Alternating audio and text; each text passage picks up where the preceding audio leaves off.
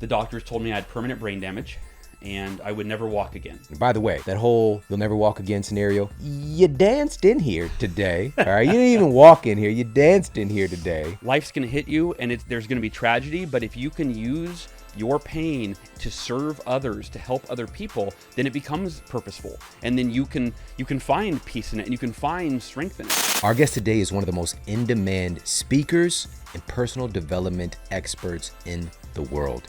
He's the author of 12 books, including the mega hit book, The Miracle Morning, which has sold over 2 million copies and translated into 37 different languages. Today, Hal is going to talk about the science behind The Miracle Morning and practical strategies that you can start utilizing right now to transform your life. Well, since we have you here, let's start off by talking about a big picture look at this, which is why is the way that we start our days so important as far as the outcomes in our life? Yeah, man, I used to not be a morning person. Like I'd say probably the majority of our society. That was and I think it's a limiting belief when I've really identified it, right? Like I'm not a morning person just means when I was 18, I left the house and I didn't have to wake up early anymore.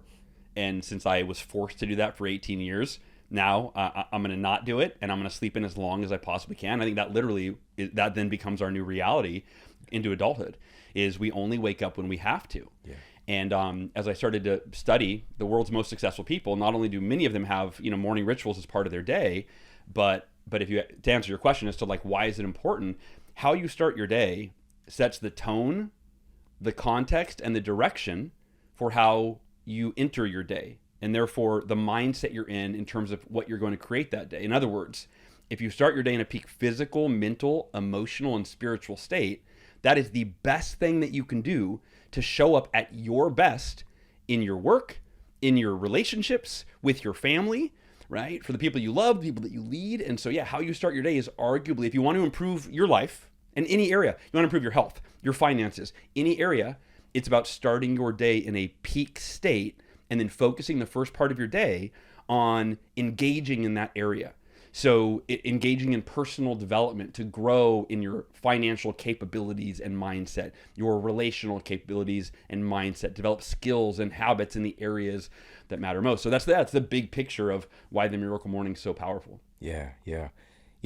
This has a real powerful, it's grounded in science as well. Momentum is a real thing. In science, we talk about potential energy and kinetic energy.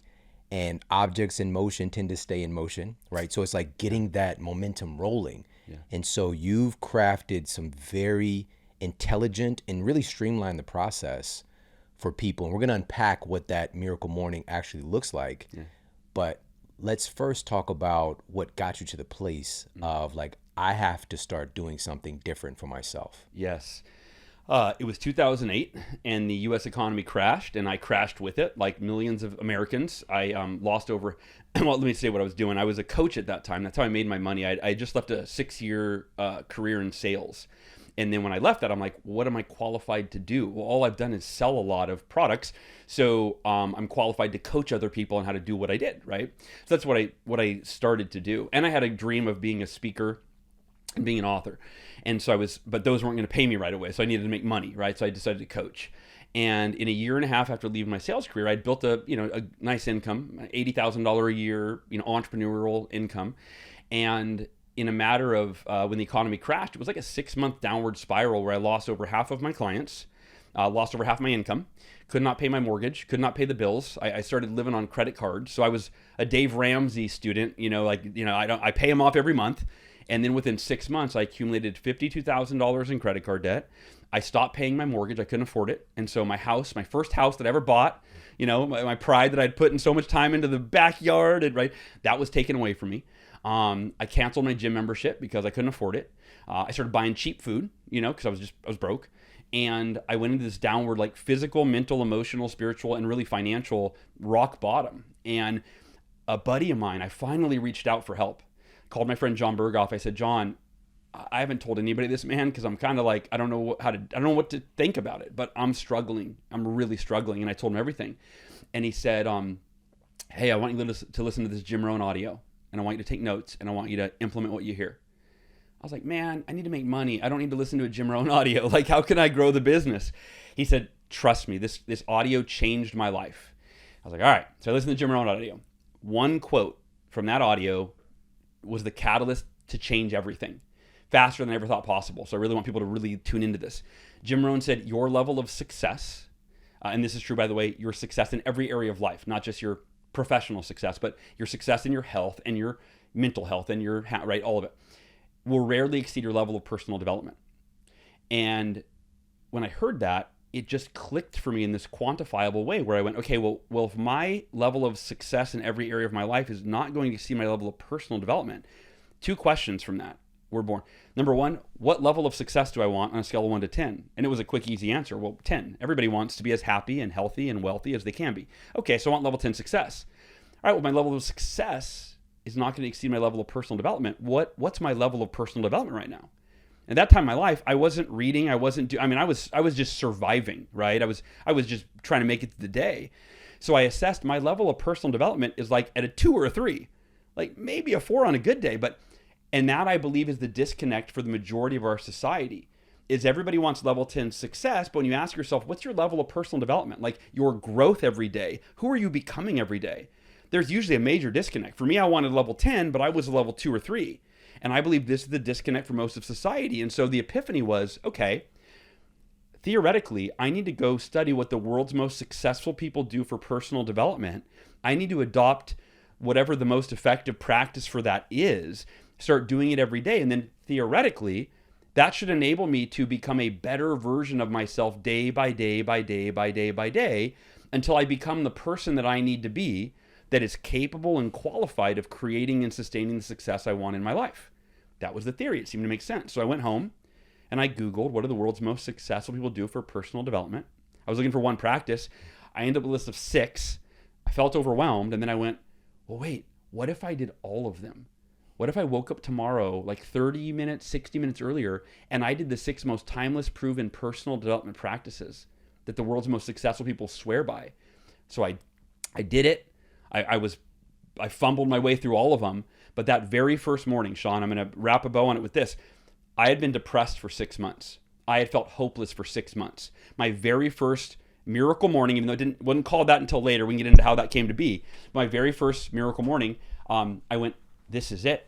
If I start every day like this, with this much clarity and energy and motivation and knowledge and discipline, it is only a matter of time before I become the person that I need to be to turn my life around.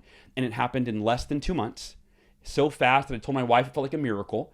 And she goes, it's your miracle morning. I go, thank you, sweetheart. I love that, and that was kind of how it started for me. And it wasn't even a book. I didn't know it was going to be a book, but that's how it started for me. Yeah. Oh my gosh. The success piece is something that people resonate with, because it's exciting. Like I want to be successful. You mentioned like having that level 10 success, but being a level 2 person. But the same thing holds true for life's challenges and problems, right? Growing ourselves, because that's a big part of the success equation people don't talk about. And this is why I'm so grateful to talk to you about it, because you know about this more than anybody that I know. And for example, if we haven't been working on growing ourselves and we're a level 2 person, again, we're talking not about the value of the human spirit. No, related to your potential. That's how your potential, right? So let's be clear on that. And you're a level 3 person, but then a level 4 problem shows up in your life. It's going to destroy you. It's going to destroy your life. It's going to make everything so difficult. It's going to take over. Now, if you grow yourself and you're a level 5 person and that level 4 problem happens, it's going to shake up your world a bit, but you're going to be able to get through it. That's it. If you're a level 8, 9 person and that level 4 problem comes up, you might be able to handle that on your lunch break. You know what I mean? Like, that's it. It's growing yourself to the place where you're more resilient to life's inevitable challenges. And we didn't start off by talking about this part, but there was a prequel to all of this as well. Because there are not many people that I can talk to that actually died and are still sitting here today. Like, you died. And today we have this, and I'm not talking about metaphorically, by the way. I don't want you to share this. But there's a big movement towards tuning into people that have that motivation and resilience and this kind of thing. But a lot of these guys, they've been through tough circumstances, but not many of them died. All right. So if you could share that part, because there were so many aspects of your life where you were told you wouldn't be able to do certain things. Yeah. And you overcame that and then hit with the next thing. You know, you just mentioned the recession and all these things and losing your house. And life has been passing you out these really interesting combinations of cards, and you found a way to play a solid hand and keep moving forward. Yeah. I'm gonna talk. I know you're referring to the car accident. I'm gonna share a quick prequel to the car accident, which I just only recently started sharing because I really connected the dots. When I was 8 years old, I woke up to my mother screaming across the hall. And I ran across the hall, and my 18-month-old baby sister, Amory, was dead in her arms. Now, I didn't know she was dead. She was giving her mouth to mouth. But her heart had stopped while she was breastfeeding her that morning. And my sister died that morning. And of course, it devastated our family. And my mom and dad. Now, at 8, I didn't fully know how to process it. I'm going, my sister died. What is that? You know, right? Like, I didn't understand it. But within about 6 months, my mother was leading a support group for other parents who had lost their children. And my dad had founded a fundraiser to raise money for the hospital that tried to save my sister's life. And so, again, not really realizing it at 8 years old, but they planted the seed to turn your pain into purpose. And then I look at the rest of my life and I go, oh, that's why I responded to my adversity the way that I did, because my mom and dad showed me when you were young, hey, life's going to hit you and there's going to be tragedy, but if you can use your pain to serve others, to help other people, then it becomes purposeful. And then you can find peace in it and you can find strength in it. So you fast forward from that, the losing of my sister, the death of my sister, 12 years later, I was driving home from a Cutco conference. I was working for the company Cutco, and I gave a speech at the conference that night. Driving home after my first standing ovation, it was like a high. I was on like cloud 9. A drunk driver got on the freeway going the wrong way, and my car was hit head on by a drunk driver at 70 miles per hour. My car spun off the drunk driver, and the car behind me T-boned me in my driver's side door at 70 miles per hour. And I broke 11 bones instantaneously. I started losing a lot of blood. And an hour later is how long it took the paramedics and the fire department to rip the roof off with the jaws of life and pull me out. And when they did, I bled to death. And I lost so much blood that my heart stopped beating, I stopped breathing, and I was clinically dead for approximately 6 minutes. They rushed me onto a medevac helicopter, hooked me up to an IV, pumping blood back into my body, used the defibrillators to shock me back to life, gave me oxygen, and thank God they didn't give up after 5 minutes, but 6 minutes later, they got my heart beating again. I was airlifted to the hospital in the helicopter. I spent 6 days in a coma, and I flatlined twice more, so it's very touch and go. It's funny, I had dinner with my dad last night, and he was actually retelling me what the whole thing was like from his perspective, which was wild, and he's crying, and as a parent, of course, that's the worst thing that could have happened. And also to have lost a child already. Yeah. They lost their youngest, and now they're watching me flatline while they're sitting by my bedside, right? And I came out of the coma 6 days later, and the doctors told me I had permanent brain damage, and I would never walk again. And that's obviously at any age, but 20, I mean, that's like wait, what? I'm never going to walk. I'll be in a wheelchair the rest of my life. And, we can unpack the story in so many ways, but I'll just give you, to me, the most important piece of it, the lesson for everybody. I was told I wouldn't walk again. And so I had to process what if that is the case, like, am I going to accept that as my fate? Like, is that just no other option? Or might the doctors not fully know what I'm capable of? And might I not know? And might I not know what God's capable of? Right? I don't know.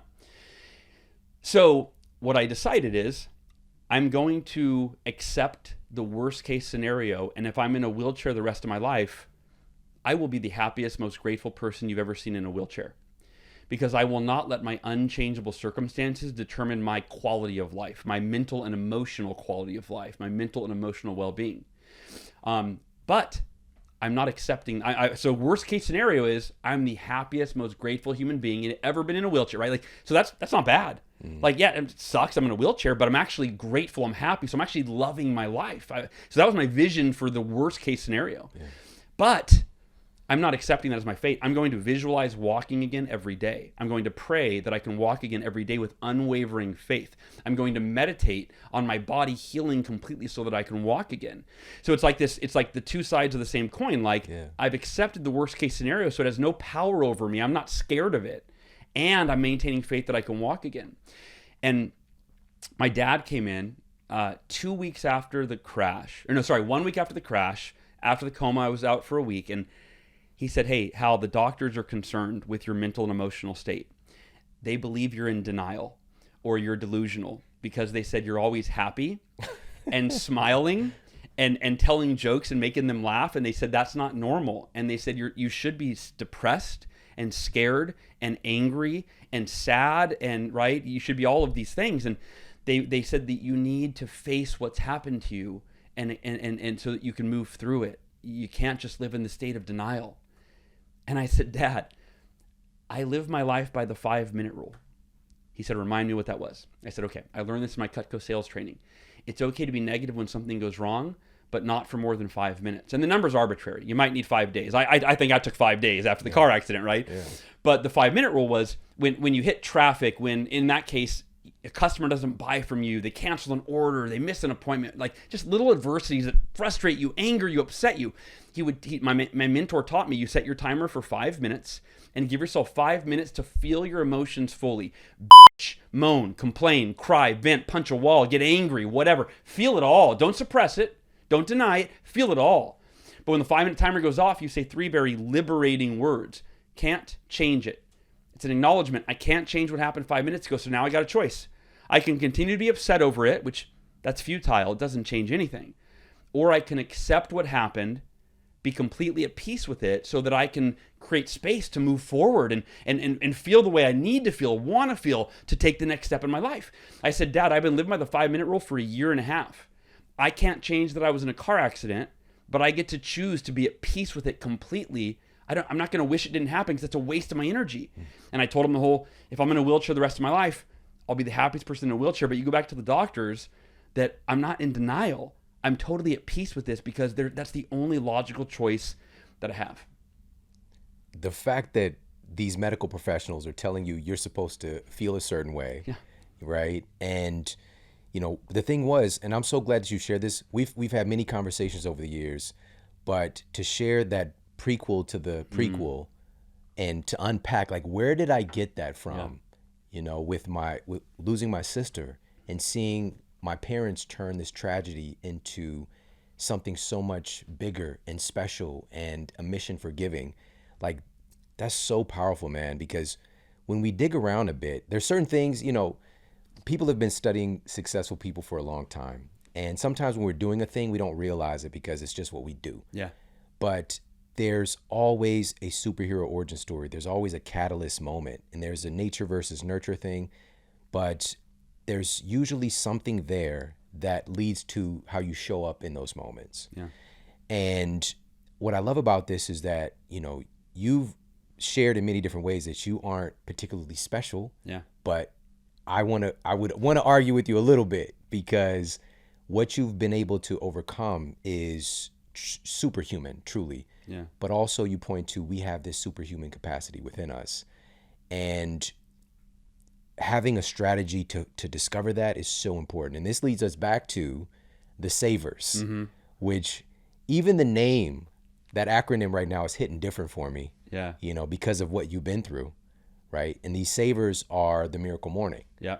So let's talk about these, again, science-backed practical steps to start to create and orchestrate the life that we truly want. And by the way, that whole "you'll never walk again" scenario, you danced in here today, all right? You didn't even walk in here. You danced in here today. And you've done all of these incredible feats, like you've run a couple of marathons, right? One ultra marathon. One ultra. You put ultra on it. It's just ridiculous to me, you know what I mean? But it's just like, it's so special. But even the seeds for that miracle morning. Yep. Right. Let's talk about that.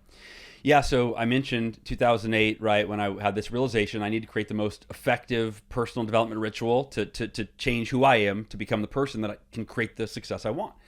And I mentioned I had a list of 6 practices, and I was a little overwhelmed, and then I went, well, what if I did all of them? So the practices initially were meditation, which became silence. That's the S in Sabers. And I love that it became silence, because prayer for me is a part of I meditate, I pray, I'll do breath work sometimes, right? So there's multifaceted silence, right? The A is for affirmations, and I want to unpack. We'll circle back to that, because affirmations to me are the most misunderstood and the most effective form of personal development. The V in Sabers is for visualization. And you look at the world's greatest athletes visualize showing up at their best before they hit the court or the field. And we should do the same before we hit, see our family or step into work, right? We should be mentally rehearsing how we're going to show up before we actually show up, so that we've gone there in our mind, body, and spirit, and we're ready in real time. The E in Sabers is for exercise. And this doesn't mean you have to go to the gym in the morning. It means that even as little as 60 seconds of jumping jacks first thing in the morning will remove that brain fog. We'll get the blood and oxygen flowing to your brain that increases your cognitive abilities, your mental focus, and just wakes your nervous system up so you got more energy, you're ready to go. The R in Sabers is for reading, right? And we're all one book away from learning one strategy to improve our health, marriage, wealth, mornings, right? Whatever it is. And the final S is for scribing, which originally was journaling, but the J would have made the acronym awkward, right? Saberja. So we got scribing, and scribing is a fancy word for journaling or writing. And so, it's about putting pen to paper. And there's magic that happens when you either take the stressful thoughts out of your head and you write them down. And now there's this separation where you're like, okay, I can breathe. Like they're not in my head anymore. I don't have the burden of having to consistently entertain them all day or all night, right? They're on paper. I can revisit them later or tomorrow, right? Like they're there. They're out of my, right? So it's magic. And same thing with gratitude. Like when you actually write down what you're grateful for, and then you actually, my hand goes on my heart always. And I go from, I call it intellectual gratitude, which is the in your head, checking off the list. Oh yeah, grateful for my family, check, right? But when you put your hand on your heart and you look at that list and you go, close your eyes and you go, oh, my wife, man, how blessed am I to have her in my life? I'm so blessed. Thank you, God, right? Like, and you really sit in that gratitude. It has a penetrating, soul-piercing impact that dramatically enhances the quality of your life. And we can unpack any or all of these sabers, but I want to quickly paraphrase Robert Kiyosaki. So Robert Kiyosaki, author of Rich Dad Poor Dad, for anybody that doesn't know the name Robert Kiyosaki, Rich Dad Poor Dad author, one of my favorite financial books of all time. He said that when he interviewed me on Rich Dad Radio, actually, quick backstory, I spoke at an event. He was the headline speaker. I got to have dinner with him and the other founders of the event. I had a book under my table, signed to Robert, and I'm in my head going, dude, he's not going to read my book. Like, he's worth like $80 million. Like, I think he's doing okay. I don't think he needs a morning routine book, right? But then Wayne Gretzky's voice came in my head. You miss all the shots you don't take. I'll give him the book. Yeah. So I give him the book. And 3 weeks later, and I thought he would never read it. 3 weeks later, he reaches out, and his assistant reached out, not him. And she said, hey, Robert's read The Miracle Morning 3 times in the last 3 weeks. My jaw hit the floor right there. I was like, wait, he's read my book 3 times in 3 weeks? What? She said he's doing it almost every single day with his wife, Kim. It is changing his life, and he wants to have you on Rich Dad Radio. And I was just like, mind blown. My favorite authors, you're kidding me. And so at the end of our episode, he said something that I never thought of. He said, Hal, before you wrote The Miracle Morning, every successful person on the planet attributes their success to at least one of the sabers, right? There's an article, Fortune 500 CEOs who swear by meditation. People, the books they read, it could be, right? Any one of the sabers will change your life. He said, but I've never met or heard of anyone that practiced all 6 of these ancient routines, these ancient, best practices every day. He said, never. Maybe they do 2 or 3. Maybe they read, they exercise, they meditate, right? But never all 6. And he said, any one of these will change your life. But he goes, I think you named your book correctly, because my experience over the last 3 weeks, I'm experiencing miracles. He said, I believe when you do all 6 of these practices every day, you will experience miracles. And so that's how I like to wrap up the savers, because any one of them will change your life. But when you do all 6, I mean, millions of people attest. Like it's mind blowing how transformative it is. Wow, man. And just to put you in proximity to your favorite author, like these are the things, like it's a frequency thing, you know, you're in resonance with this. And the same thing going back to your healing and you accepting, hey, if need be, I'm going to be the happiest person in this wheelchair. It's a resonance. It's a frequency of happiness. It's a frequency of life and success. And then having your vision on what you wanted to create. And man, you have so many stories like this, though. So many stories. And of course, I want to unpack these savers. But first and foremost, 6 can seem like a lot. What about time? What about the time to actually do it? Let's talk about that a little bit. Yeah, so in the new book, the Miracle Morning Updated and Expanded Edition, there is a chapter called the 6-Minute Savers. I'm sorry, the 6-Minute Miracle Morning. And it sounds kind of gimmicky, like, come on, 6 minutes? But almost everything in the Miracle Morning, it developed organically, because again, it wasn't a book idea. And what happened was, there were many days, because I ended up I got to where I was doing a 60-minute Miracle Morning. In fact, I went to a 2-hour Miracle Morning at one point for a long time, because I got so much value from it. I wanted it to be as long as it possibly could, right? But anyway, there were many days where I'm like, all right, I got an appointment. I got to leave here in a half an hour, so I can't do my full hour. Or I got to leave here in 20 minutes, can't do my full hour. And we live with this all or nothing mentality, right? Where like we have this, everybody's a little OCD, right? Which is like, I like blank amount of time to do this thing. And since I don't have the full amount of time, I just won't do it, right? Whether it's like, I like to go to the gym for half an hour, but I only got 15 minutes, so I'm just not going to go. I'll go tomorrow, right? And I had that happen over and over and over. My Miracle Morning kept getting pushed off. And then one day, I just was like, I got to leave in 15 minutes. I was like, what if I did a 6-minute version? What if I did like 1 focused minute of silence where I got really quiet, I said a quick prayer, a little meditation, I just kind of centered myself for the day. What if I pulled up my affirmations and I just read like, you know, as many as I could read. I set a timer for 60 seconds and I read a few of them that really focused me on, here's what I'm committed to today in my life, my goals.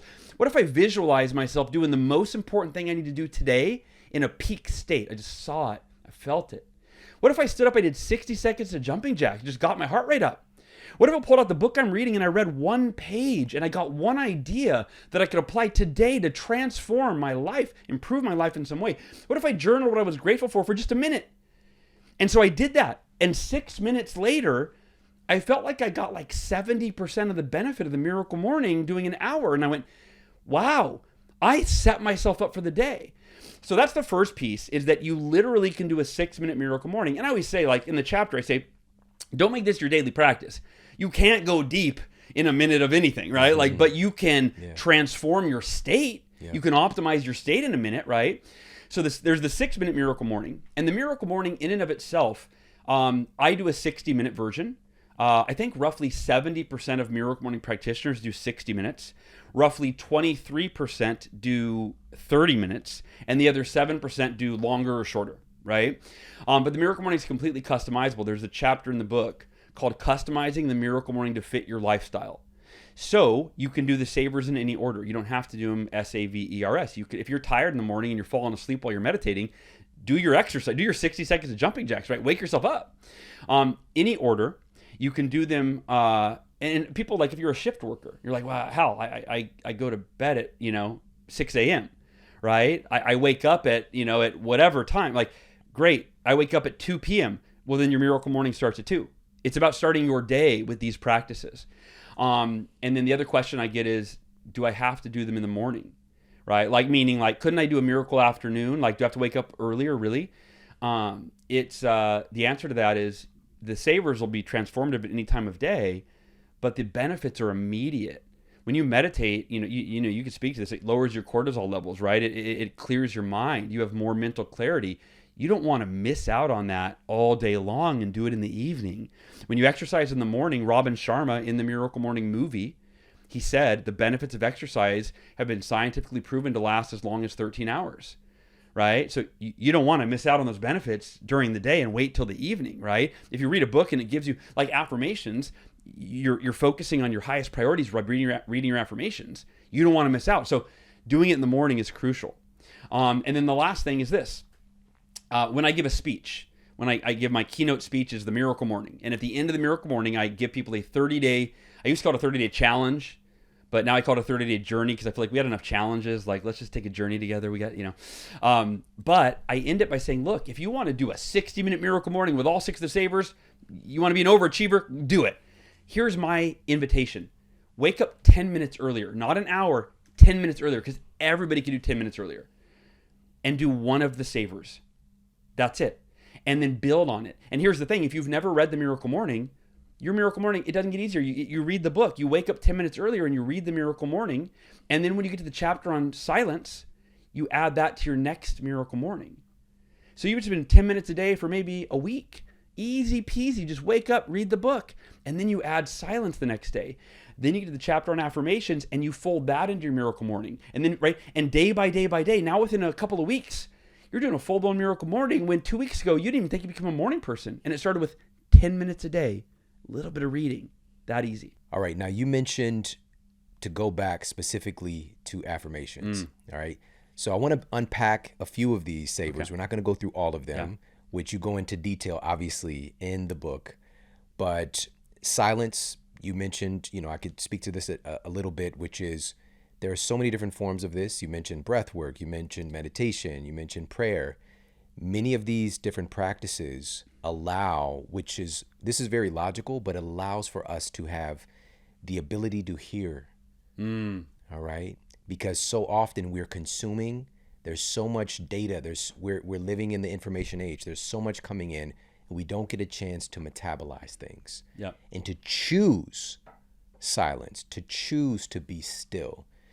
And, if we're speaking about something like breath work, for example, this gives us an opportunity to kind of even train our nervous system, right? We can do the breath of fire or the chaotic breathing is another name for it. And then you calm yourself. Maybe you do that for 30 seconds of like, and then, you're going to increase the production of which. This is the other part of it. You mentioned the parasympathetic coming online and reducing cortisol, but this is going to spike that adrenaline, cortisol, but then you're calm under that. You sit there and be still, and you're teaching your body, like, even when I'm stressed, I can relax and reduce all that stuff.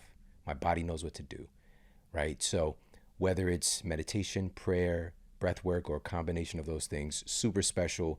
I do that every day myself for, 17 years now. Yeah.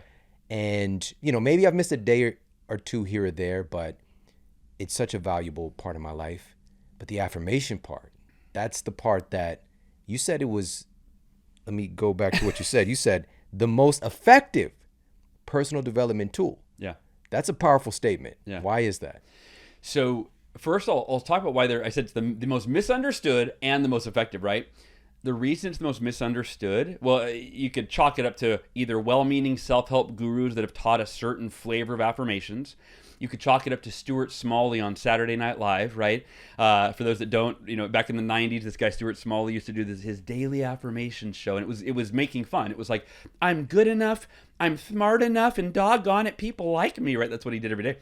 But here's... by the way, he had Michael Jordan do that with him one time. Yeah, remember that one? I remember that. Yeah, dude, that's funny. So here are the two problems. To me, the two biggest problems with affirmations, the way that they've been mistaught. Number one is lying to yourself doesn't work. It's not the optimal strategy. And we've been taught like, hey, if you're struggling financially, just affirm, I am wealthy. I am wealthy. And just say it over and over and over until you believe it. Now, there may be merit to that. Definitely better than saying I'm broke, I'd imagine.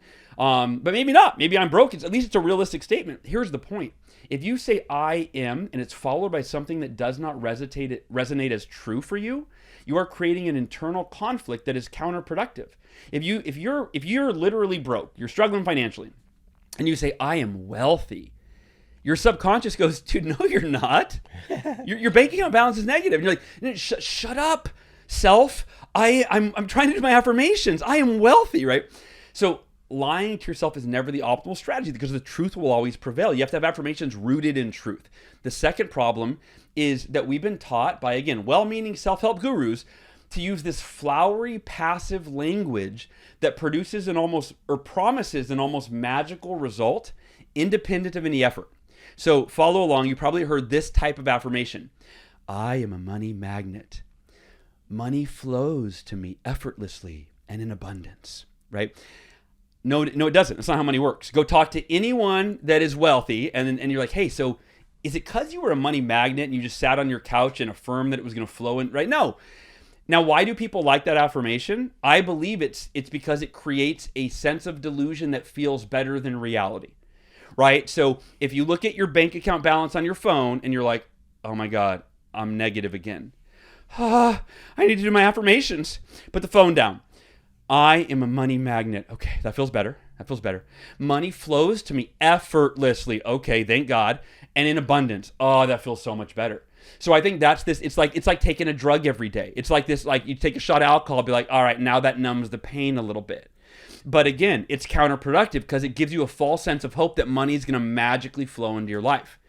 I'm going to share with you. So for me personally, with the Miracle Morning practices, meditation could be a little woo-woo, visualization, a little woo-woo, affirmations, a little woo-woo. My background's in sales and business. I'm a very left brain logical person. So when I learned the savers, the affirmation, or all these practices, I had to figure out, how do I make these all practical, actionable, and results oriented? And so the last 15 years of doing the Miracle Morning has been striving toward that end. So I'm going to give you all 3 steps. I unpack these in the book, but I'll unpack them quite a bit here. 3 steps to create affirmations that are practical, actionable, results oriented. Step 1, affirm what you are committed to. Okay, if you want to be wealthy, that's great, but don't say I am wealthy if you are not yet that. Say I am committed to becoming wealthy. No matter what, there is no other option. An unwavering commitment to the result or outcome you want, or it could be the behavior or activity. So you could say I'm committed to losing 20 pounds by the end of this year, no matter what, there is no other option. Or you could say I'm committed to running on the treadmill for 20 minutes a day, 4 days a week, no matter what, there is no other option. Either way, that's going to get you toward the outcome that you're committed to, right? In life, we don't get what we want, we get what we're committed to. Step 2, affirm why it is a must for you. These are the reasons why it is so meaningful, so important. There is no other this is what fuels that commitment. So that when you're not motivated and you don't feel like it and you're kind of tired, you look at those musts and you go, oh yeah, I'm doing it for my wife. I'm doing it for my kids. I'm doing it for me. I'm doing it for human. Like, oh yeah, it doesn't matter that I'm tired or I don't feel like it. Those are the fuel, right? I mean, Simon Sinek became famous with, what's your why, right? That's the why. Step 2, why is it a must for you? And step 3, which specific actions will you take and when? You're affirming which specific actions you will take and when to ensure that you follow through with the commitment. Shawn, I'm gonna give you a very real life example that I think saved my life. When I was diagnosed, this is the one thing we haven't even gotten to yet, but 7 years ago, I woke up struggling to breathe. I went to the hospital. They drained 2 liters from my lung of fluid. They didn't know what was wrong. Thought it was pneumonia. Day and a half later, lungs full again. Got to take out another 2 liters of fluid. Kept happening every other day. I'm going into the ER, going to see doctors.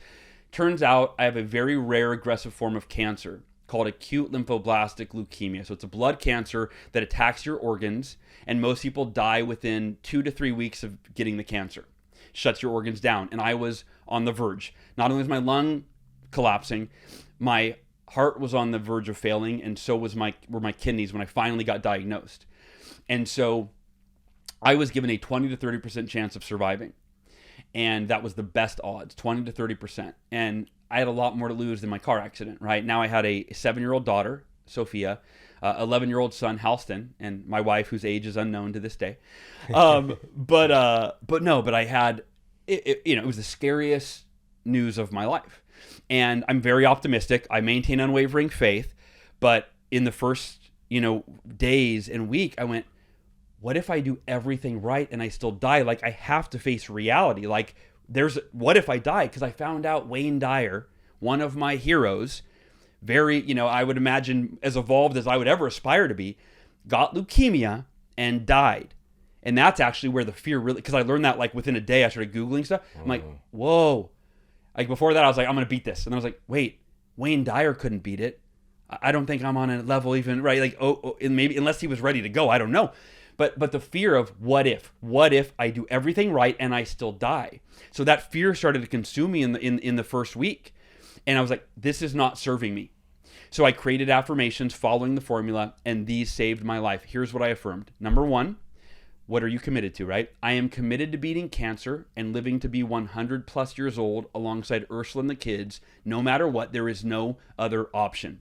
And I affirmed that every day, not just during Miracle Morning, but it was on my bedside table. It was on these affirmations were on my phone. They were everywhere. And I affirmed it every time I felt afraid. What if I die? No, that's not serving me.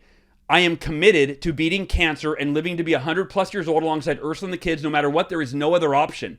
And I affirmed it with such conviction that it became my new reality, and there was no space for fear. Number two, why is it a must for you? I had 5 bullet points. Number one, I'm committed to beating cancer for Ursula because I promised her forever and a day. I'm committed to beating cancer for my kids, Sophia and Halston, because they need their daddy's love, guidance, and leadership, and I want to watch them grow up. I'm committed to beating cancer for my mom and dad because they lost a child already and they don't deserve to lose another one. I'm committed to beating cancer for myself because I deserve to live a long, happy, healthy life. And last but not least, I'm committed to beating cancer for the millions of people who are themselves battling cancer or some other disease and may not have been blessed with the knowledge and resources that I have. And it's my responsibility to overcome this so I can help them. And those 5 reasons were so important to me. They were so compelling that on the days that I was sick, I was exhausted, I felt like giving up, I'd read that affirmation. I'd go, I can go one more day. I can go one more day. And then step 3, which actions was I going to take and when? Is I said, okay, I didn't want to do chemo because it was poison and I was scared, but it was really the only option I had. I said, I'll do the best that Western medicine has to offer, and here's an important caveat, because I was afraid of the chemo poisoning me, because it kills, most people die from the chemo, right? So I went, okay, I'm going to do the chemo, and I'm going to trust my doctors, but I'm going to trust myself more, and I'm going to do every holistic practice known to man. And while I do the chemo, I'm going to maintain the affirmation and mindset that my body is strong enough for this chemo to kill the cancer, but it's not killing me. I'm going to survive this chemotherapy. And I'm going to do every holistic practice known to man. And I relentlessly researched everything. I took 70 supplements a day. I juiced every day. I had an organic diet. I did lymphatic massage. I did ozone sauna. I did coffee enemas. I did everything holistic. And because I said, you know what? I'm not leaving my fate in the doctor's hands. They got no skin in the game. They lose patients every day. I'm not leaving it up to them. I'm taking 100% responsibility for beating this cancer and being alive for my family. And those affirmations, I believe, saved my life. Man, I don't even know the words, man. I'm so proud of you and just grateful for you, you know. Yeah, when somebody has some affirmation about affirmations, it's you, you know, like to hear this and your perspective, and also it's the North Star for you, you know, and there's so many different pieces of this that might not be in our control, but what we can control is where we focus, where our attention is. Yeah. And everything about us is moving towards that destination. Yep. All the time. But a lot of times our energy is so scattered. And one of the biggest mistakes that we make is outsourcing our potential to someone else. Yeah. And their beliefs about us, when they cannot control where we focus our attention. It's up to us unless we don't realize it. Yeah. And so, man, thank you so much for sharing that.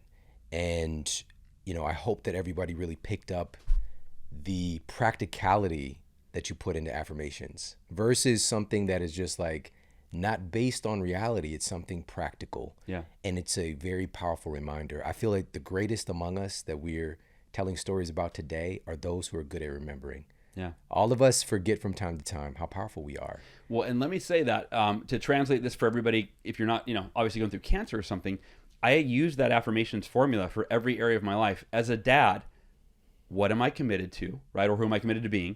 Why is it a must for me? Why is it a must? And which actions will I take and when? As a husband, as a father, as an entrepreneur, in every aspect of my life with every goal, that affirmations formula follows the goal, follows the role. Yeah, yeah. And as mentioned before, stuff's gonna happen. Yeah. Life be lifing. Yeah. You know, and so it's like building yourself up because you were already you were already how Elrod when this situation showed up. Yeah. And cancer didn't know what the fuck to do. Like, oh shit, like I've messed with the wrong person. You know what I mean? Because you grew yourself, you know, that resilience. And so we're all gonna be faced with different challenges. You know, it's just a part of being here. Yeah. And it's one of those things that we can get sold a bill of goods that isn't really based on reality, where it's just like the ultimate goal is to achieve endless bliss. Yeah. Right? But I'm telling you, I know these people, I know them, and they go through shit. Yeah. And it's really about remembering and how you show up when life's inevitable problems show up. Now, we've talked a little bit about silence, a little deeper on affirmations. I want to talk about one more of the savers. And again, the rest of it is in the book in depth in so many colorful ways. Yeah. But I want to talk about visualization because this is another one of those things that is so freaking remarkable, so powerful, but we often don't utilize it. Yeah. So why is this a part of the Miracle Morning? It's a part because, again, the world's most successful people swear by visualization, right? And athletes are the ones that I think usually you point to. But athletes use it to show up at their best every day in what is important to them. And we should use it to show up at our best every day in what's important to us. Now, visualization, similar to affirmations, I think has been mistaught, if you will. And not even mistaught, but they've taught half of it. And the second half isn't taught, and that's the most important part. And here's what I mean. We are taught, like the vision board is probably the most popularized visualization is make a vision board, right? Which is like a fun activity. And I think there's value in keeping those things important to you that are top of mind. I also know my experience is like my vision board became like invisible on the wall. I call it my invisible board because I just like kept walking by and I forgot it was there, you know? But the problem is if all you do is visualize the end result, you literally trick your brain into thinking it's a foregone conclusion without needing effort from you. Because you're like, oh yeah, I've seen it. I know it's going to happen. Well, what are you doing to make it happen? I visualize it every day. No, but what are you doing? Well, I visualize it. No, but you have to actually, what are you doing, right? Oh yeah, that's a good point. I mean, I just see it so much, I believe it, right? And so to me, it can be counterproductive. Now, it's valuable because the reason you want to visualize the end result is to generate the emotions that will motivate you, that will pull you toward it. So I'll give you a real life example, though, of how the second step in visualization, well, let me tell you the step and then give you the example. The second step is you need to visualize what you need to do today. You need to mentally rehearse yourself doing the thing today that will actually get you to that ultimate vision. That's the most important part, and it's the one that's not taught. When I was training for an ultra marathon, so I hate running. I hated running then. I hate running now. The reason this came to be is I got obsessed with this whole level 10 concept, right? And to be fair, like you never reach level 10. Like on the day that you die, you could have done more, you could have learned more, you could have grown more. So both your level of success will never actually reach level 10. Also, when you reach what you think is level 10, all of a sudden now it becomes level 5 and you go, whoa, I can do way more, right? So it's just an arbitrary number that's saying, hey, let's try to be the best we can be, right? And so, but I got obsessed where I went, okay, I was just setting level 10 goals. What does level 10 look like in my finances this year? Not for the rest of my life. Like, and I had that in the back of my mind, like eventually, but what's this year look like level 10 from where I'm at now? And so with fitness, I went, what would level 10 fitness be? And I had two friends that had just run ultra marathons. Otherwise, that would never even, I didn't even know what it was except for that. And I was like, well, wait, John Berghoff and John Vrome, my two buddies, they ran ultra marathons. I hate running. Who would I have to become to go from never having run more than the mile in PE class in high school that they forced you to run that I hated, to running 52 consecutive miles? I can't even imagine that. So I'm going to commit to it publicly. I'm just going to commit publicly to raise money for this charity, Front Row Foundation, that my friend founded. I'm like, that way I've got accountability. Like, it's for the charity. I got to do it. So I committed publicly. And then I bought a book on Amazon called The Non-Runner's Marathon Trainer. And it's literally for people that don't run. Because a lot of runners that run marathons are like, I ran a 2K and then a 5K and then right, like I'm becoming a runner. This is like, no, if you hate running, here's how you get yourself there, right? And so I committed to it. I bought the book. I had the training plan, but I still hated running. And so think about this if you're listening. Think about the things in your life, the goals you have, whether they're financial goals, health goals, and you know what you need to do, but it's hard to get yourself to do it. right? Like, and we procrastinate. We're like, I'll go to the gym tomorrow. Yeah, I could have one more soda today. I'll just have one beer, And we keep justifying this level of mediocrity where we're accepting less than we really want for ourselves, right? And so my human nature was like, I kept putting running off. And then I was like, okay, wait, how can I adapt my visualization to my running and my affirmation? So I started applying my miracle morning, my savers, to running this marathon. So every morning I would meditate in an optimal emotional state while I imagined going for a run. Then I would have my affirmations that said, step 1, what am I committed to? I'm committed to completing 52 miles and raising money for the Front Row Foundation on October 29, 2009, no matter what. There's no other option. Why is this a must for me? Because committing to this and training for it will enable me to become the person that I need to be, that is so far beyond who I am now that I can accomplish anything at that point. So step 3, which actions will I take and when? I will follow the non-runner's marathon trainer training plan to a T, whether I feel like it or not. So I affirmed it every morning. Now we get to the visualization. I'd visualize crossing the finish line of the marathon. In fact, I went a little further. It was the Atlantic City Marathon that we were running. I printed out the finish line of that marathon. So I would look at it for a second in my hands, then I'd set it on my coffee table, close my eyes, and imagine 52 miles have gone by and I'm crossing that finish line. What's that going to feel like? I'll be exhausted, but I'll feel like I can do anything, right? So I'd imagine that. Then I got to the second part of visualization. This is the most important part. My alarm clock was on my phone. It's set for 7 a.m. to go for that run. It was on my coffee table sitting in front of me. I'd close my eyes and I would imagine the alarm sounding, and I would imagine seeing it and hearing it beep, beep, beep, beep, beep, beep, right? And I would imagine picking it up, turning it off, setting it down, walking into my bedroom, getting dressed in my running. It was like a little movie in my mind, just like 3 minutes long. Getting dressed in my running clothes. I'd do the whole thing, putting on my running clothes, putting on my shoes, right? Then I would visualize walking through my living room. I would always see my hand reach out to the front door. I mean, like right now, Shawn, I did this for 6 months. I see the exact same movie I played for 6 months. I'd visualize turning the door, opening my front door, seeing my sidewalk.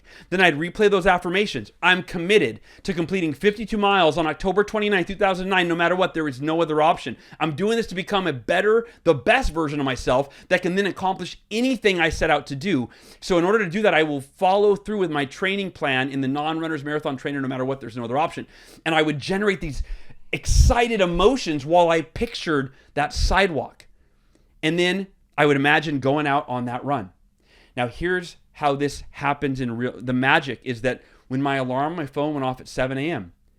Now, if I hadn't visualized it, my human nature would be like, man, I could run tomorrow.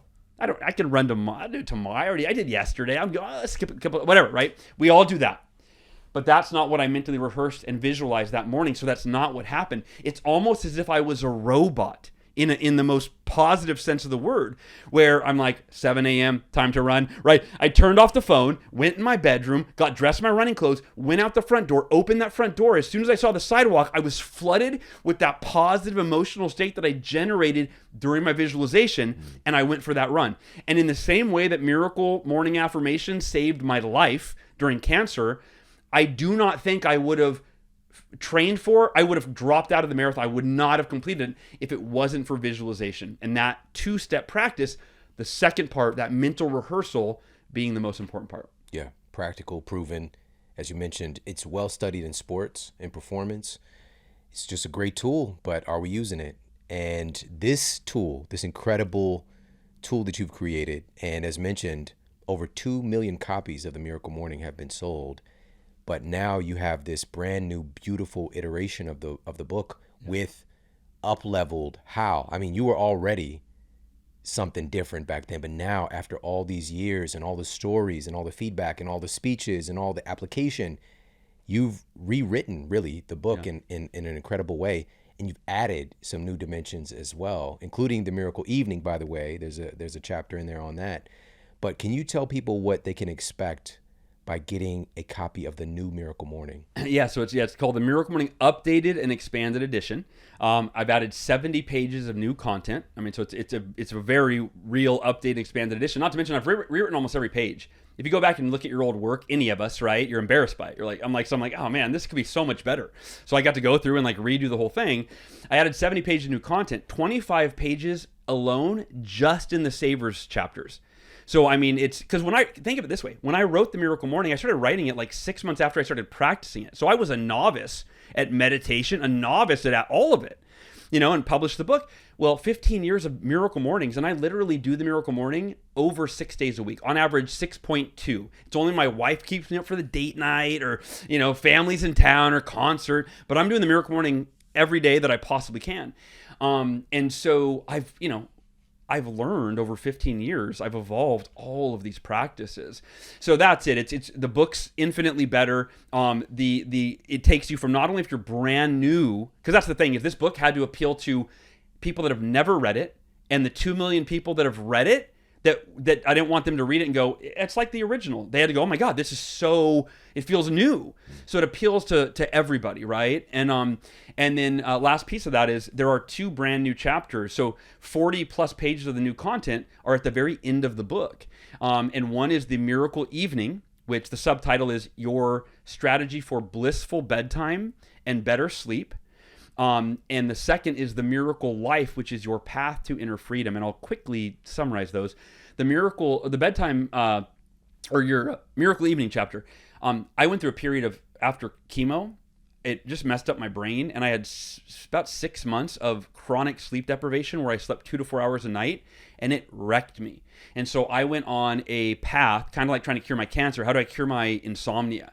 And so I just combined in this chapter, it's a 7-step process. These are what I do every evening, what I landed on after all the research, talking to experts, etc.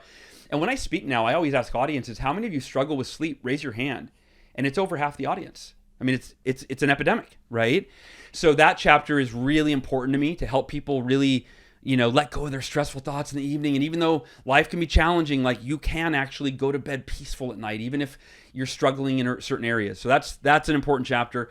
And then the Miracle Life, that's my next phase of my work. I've been working on that book for 2 years, but I don't want to, I don't want to wait another year to put this content out. So I'm going to write like a 25-page chapter that's like beefy on this is how you choose your optimal mental and emotional state, even in the midst of the most difficult circumstances, right? That superpower that I developed during the car accident, during cancer, and trying to distill it for people to adapt in their life. Now, this is something very special for us as well, which is, this is, as of now, the first big podcast, major podcast, top 10, number 1 health podcast to share this message about the new Miracle Morning. And you have some incredible bonuses for people that go over and pre-order this book right now, because I want, and I know a lot of people are already feeling this, to be more in your world, to get more from you. The book is a game changer in and of itself, but what about the other support? And that's what you put together with some of these bonuses. Let's talk about that. Yeah, no, it is exciting because almost every interview that I've been doing is launching the week of, and only the bonuses are really for my community, because I've got, hundreds of thousands of people on my email list that I'm like going, hey guys, I want to reward you for, you've already bought the original book, buy the new one, right? So if you pre-order 1 copy, and the website is thenewmiraclemorning.com. So if you go to thenewmiraclemorning.com, and this is only up until the book publishes on December 12th, right? And then the bonuses do go away. But thenewmiraclemorning.com, you get the immediate implementation kit. And the reason for this is because, pre-ordering a book is kind of, you're like, I want immediate gratification. So when you pre-order the new book today at thenewmiraclemorning.com, you get a 60+ minute master class where I unpack the new concepts in the book. It's a video master class with me that I recorded. It's not recycled. It's literally, I recorded it like 2 weeks ago just for the pre-order bonuses. You also get a digital copy of the first 40 pages of the book. Actually, I take that back. 30 pages of the book, and then 5 pages from the Miracle Evening chapter, and 5 pages from the Miracle Life chapter. And again, it's for immediate gratification. So you don't have to wait till December 12th to start reading. You can start reading today and implementing your Miracle Morning. And then you get 2 guided meditation tracks in the Miracle Morning app. So the Miracle Morning app is free. You can download the app. And then when you pre-order the book, you get this special link that puts the 2 tracks in your inbox in the app, and it's the only way to get them. And it's a 10-minute guided meditation called the Miracle Evening. So when you read the Miracle Evening, you're going to be like, this is great, but now you're going to have a guided meditation that takes you to sleep using the principles that I teach in that chapter. And then the second guided meditation is the Miracle Life that you'll listen to the next morning during your Miracle Morning that teach you how to choose your optimal mental, emotional, and spiritual state, right? No matter what's going on in your life. So when you pre-order the book, you get, that's over $200 in bonuses immediately. And then I'll just mention this. You mentioned me more in your world. The next page that you go to is like, hey, if you want to order copies for like friends and family, if you order pre-order 5 copies of the book, you get an email that you can forward your friends that gives them all of the bonuses I just mentioned. And then the big bonus is you get 6 tickets to the Miracle Year live virtual event that I'm hosting on December 14th, 2 days after the book comes out. And that's going to be where I combine the Miracle Morning, the Miracle Evening, which was my follow-up book to the Miracle Morning, and it's more about how do you achieve your goals. Like, okay, Miracle Morning is your daily practice for personal development. Miracle Equation is your daily process for goal achievement. And then the third piece, that Miracle Life. How do you combine those 3 concepts to make 2024 the best year of your life? And so you don't get just 1 ticket as a bonus when you order the 5 books. You get 6 tickets. You get 1 for you and 5 tickets to gift to your friends and family. So they'll get the book, they'll get the immediate implementation kit, and they'll get a ticket to the Miracle Year live virtual event on December 14th. So yeah, man, I wanted to go really big with the bonuses because, again, it was really for my audience. I wanted to do something really special for them. And since you are putting this out early, man, your audience gets it too. Yeah, and we talked about this. I proactively was like, listen, I want to do this for my audience. I want to give them as many goodies as possible, stack conditions. And also, of course, I got an advanced copy of the book, and I read the Miracle Evening section of the book as well. And you're addressing the biggest psychological barrier to people getting restful sleep. And you did it in such a great way. Like, that's the part that isn't talked about enough, is the psychological piece. Yeah. And so it's really special, man. You put together, as I would expect from you, something really remarkable. And just being able to overgive and be who you are is just, you're a superhero, man. And I appreciate you so much. And so again, everybody, go to thenewmiraclemorning.com right now. Pre-order your book, get hooked up with all these incredible bonuses and early access to a significant part of the book right now so you can start reading, start implementing. This is how we change our lives, one miracle morning at a time. Elrod, I appreciate you so much, brother. Amen. I appreciate you, Shawn, so much. You have no idea how happy I'm right now being with you. Thank you, dude. Thank you for this. Hey, if you like this video, make sure to check out this video right here to optimize your mindset and to achieve your goals faster. People say to me, well, why do you do your meditations in the morning? I always say, easy. Because if I can overcome myself at the beginning of the day, the rest of the day is easy. That's the biggest mastery, right? Absolutely. Is the self.